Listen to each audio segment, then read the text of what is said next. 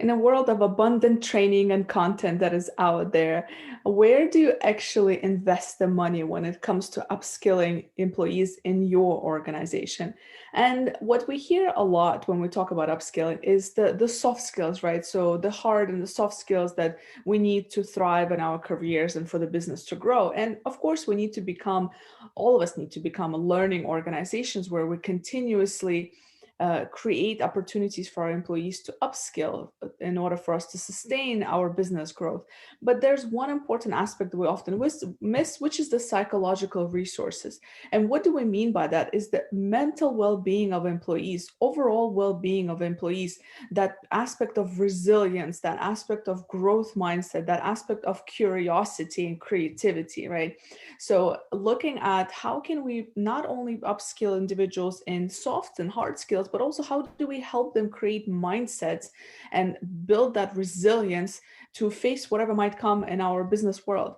And it's interesting because, you know, we focus so much on the other skills, and of course they're important, but at the end of the day, if your employees are burnt out, stressed out, or just don't know how to manage, you know, their whatever aspects of their life they're dealing with, it might be very difficult to sustain them, and that will affect, of course, retention. That will affect your recruitment practices, right? So you really want to create an organization that is known for its investment in employee well-being beyond just the skill set, because there's a lot of content out there. There's a lot of resources where people can learn, but what people really need support with is the psychological resources.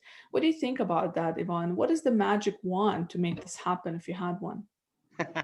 Elena, that's an amazing question. Listen, if we think about it, how many organizations have been investing millions of dollars in order to drive transformation, either digital or in terms of their business model? And suddenly, in a short time, let's say the last 12 months, a lot of companies have gone into transformation in a natural way, developing new services, developing new business models, upskilling in terms of digital business models. And that happened by magic. So without the need of all these expensive consultants in order to transform an organization.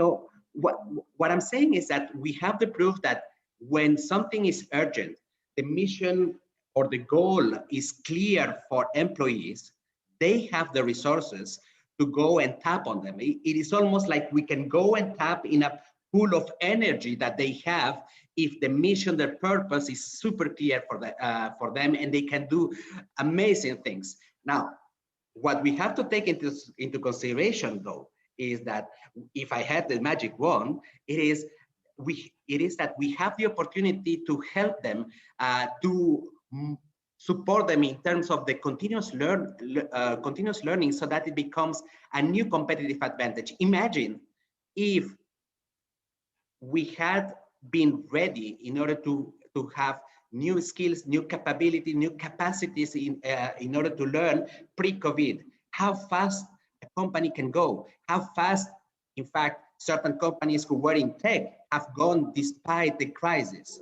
And that we have a clear proof. So, but that implies that continuous learning implies that we need to change the perspective from setting a full curricula where every chapter is going to be about how to do what, into an approach where we have more of personalization and more of how to become someone in the company, either at a personal level or either inside of the workplace. So, and it implies creating a culture or with behaviors and attitudes that goes beyond just the usual training. We need to have super good content in order that people understand this, how to be new learning platforms, new ways of learning, and specifically more about how do you learn in the context, on the flow of your work, and not in a one-off 2 days slapping inside of a meeting room just to learn something, because basically in that we have seen it is not how the brain adopts change. The other thing that I would do is that we have always underestimated the importance of well-being, considering that it's only about mental health, with disregarding, in fact, the impact that it has in productivity. So having a proactive support of mental health for everybody, a proactive support where the employee has the option to take on board new skills that you have mentioned, by the way, new skills in terms of growth mindset, in terms of mindfulness, that will help them increase their capacity to absorb more and be more productive at work.